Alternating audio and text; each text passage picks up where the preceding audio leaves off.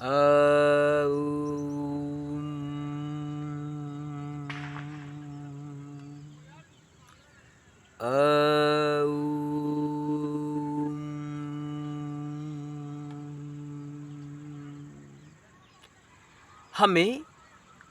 ओम का उच्चारण करना चाहिए या नहीं करना चाहिए? स्त्रियों को ओम का उच्चारण करना चाहिए या नहीं करना चाहिए? बड़े प्रश्न इस प्रकार के हमारे दर्शकों के द्वारा पूछे जाते हैं और यह संशय है कि ओम का उच्चारण करें या ना करें, मंत्र के आगे ओम लगाएं या ना लगाएं। आपने कहा ओम प्रणव है, प्रणव यानी तारने वाला, भवसागर से तारने वाला। तो कहीं कहीं मना किया जाता है कि इन्हें ओम का उच्चारण नहीं करना चाहिए, केवल नमः शिवाय मंत्र का जाप ही करना चाहिए या शिवाय नमः इस मंत्र का जाप ही करना चाहिए। क्यों कहा जाता है ऐसा? क्या रहस्य है इसके पीछे? ओम का उच्चारण आपको करना है या नहीं करना है? इस वीडियो को पूरा देख लेना, हो सकता है वीडियो लंबा हो जाए। इस वीडियो को देखने के बाद आपके सारे संशय दूर हो जाएंगे, हम दावे के साथ कह सकते हैं। ओम। कई साधक हमें कहते हैं कि महाराज हम मंत्र साधना करते हैं, लेकिन मंत्र साधना करते करते हमारे जीवन में ऐसा प्रभाव आ गया है कि हमारा किसी से बात करने का मन ही नहीं करता। हमें अपना गृह परिवार शत्रु सा लगना आरंभ हो गया है। हमें सारा ये जो संसार है ये दुश्मन लगता है। तो क्या यह नकारात्मक प्रभाव है मंत्र का या नहीं? तो इस वीडियो के माध्यम से आपके सारे संशय दूर हो जाएंगे। वीडियो अंत तक देखना, माता बहनें इस वीडियो को जरूर देखना, आपके काम का वीडियो है। हमने कहा कि 84 लाख योनियां हैं और 84 लाख योनियों में मनुष्य योनि सबसे श्रेष्ठ है। मनुष्य योनि में पुरुष श्रेष्ठ है और पुरुषों में ब्राह्मण श्रेष्ठ है और ब्राह्मणों में साधु श्रेष्ठ है और साधु से श्रेष्ठ यानी कोई नहीं, शिव कहो या परम तत्व कहो या कुछ नहीं, साधु, सच्चा साधु, उससे श्रेष्ठ कुछ नहीं है। वो वही हो चुका है जहां हम सबको पहुंचना है। साधु तो वही होता है ना, अन्यथा सारे साधु नहीं होते हैं। साधु भेष में घूमते हैं, लेकिन साधु कोई कोई होता है। तो स्त्री से पुरुष को श्रेष्ठ क्यों कहा गया? क्या रहस्य है इसके पीछे?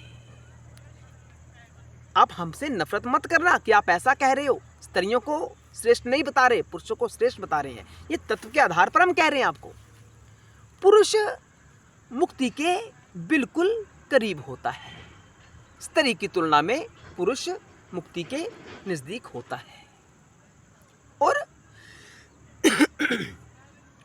पुरुष से ब्राह्मण, पुरुषों में भी ब्राह्मण मुक्ति के बिल्कुल करीब होता है और ब्राह्मणों में भी, ब्राह्मणों की तुलना की जाए तो जो साधु होता है वह ब्राह्मणों से श्रेष्ठ होता है, वह मुक्ति के और करीब होता है।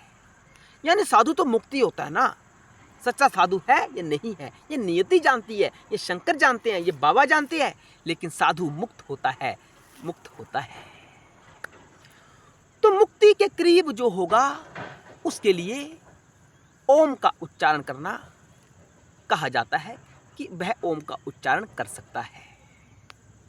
जो मुक्ति के जितना करीब है उतना वह ओम का उच्चारण कर सकता है।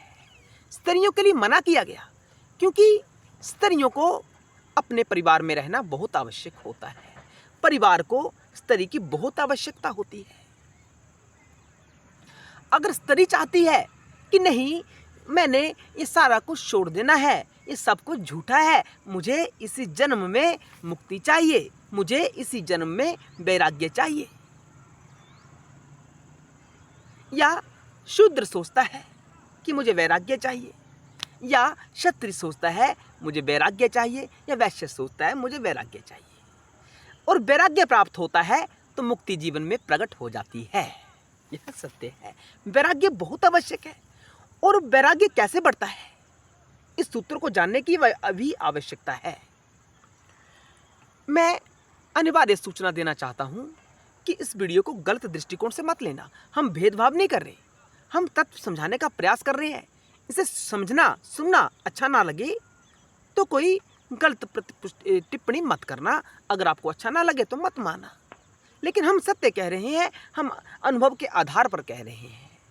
अगर आप संसार से ऊपर उठना चाहते हैं तो आप चाहे पुरुष हो या स्त्री हो, या किसी भी वर्ण से हो, ब्राह्मण क्षत्रिय वैश्य शूद्र कोई भी हो, तो आप ओम का उच्चारण कर सकते हैं। क्यों कर सकते हैं? क्योंकि ओम के उच्चारण करने से वैराग्य जागृत होता है। जो कहते हैं ना कि मेरा मन नहीं कर रहा किसी से बात करने का, ये ओम का प्रताप ही होता है।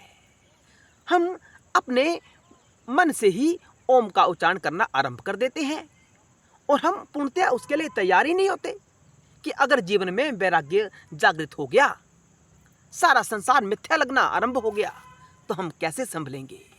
अगर आप संभलने में सक्षम हैं तो आप भी ओम का जाप कर सकते हैं। आप ओम नमः शिवाय का जाप कर सकते हैं।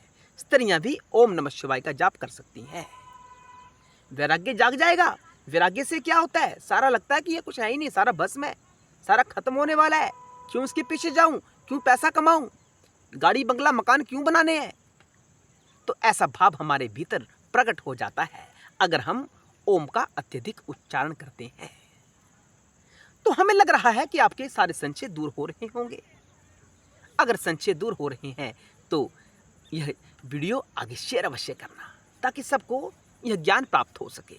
क्योंकि बड़ा दुष्प्रचार आजकल समाज में हो रहा है। तत्व से कोई समझाता ही नहीं है, सीधे कह देते हैं कि ओम का उच्चारण स्त्रियों को नहीं करना चाहिए। कोई जानता भी नहीं है।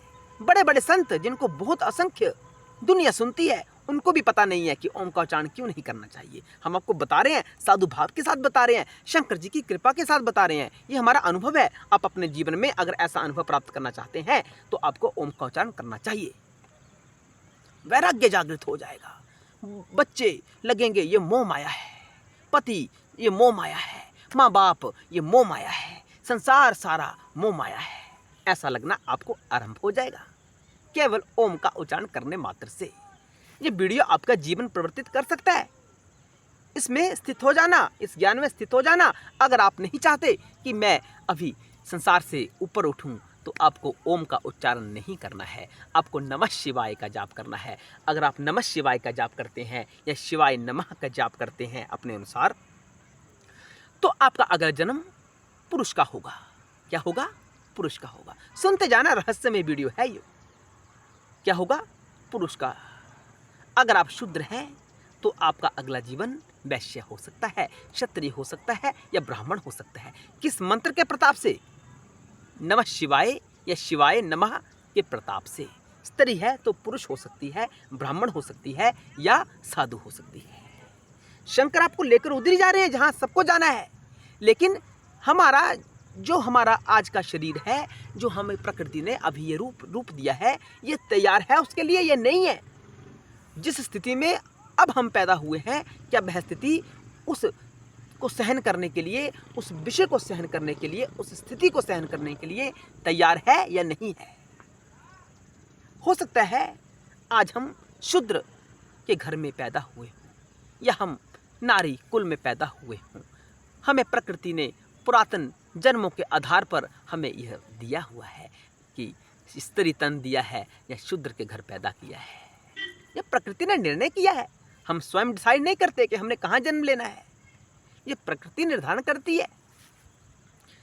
तो हमें इन विषयों का खंडन भी नहीं करना चाहिए कि ब्राह्मण क्षत्रिय वैश्य शूद्र कुछ नहीं होते। अरे इनसे नफरत नहीं करनी, किसी से छोटा बड़ा नहीं समझना।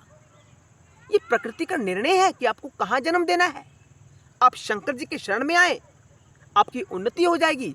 अगर अत्यधिक उन्नति हो जाएगी तो मुझे लगता है कि आपका अगला जन्म साधु का भी हो सकता है, ब्राह्मण का भी हो सकता है, पुरुष का भी हो सकता है।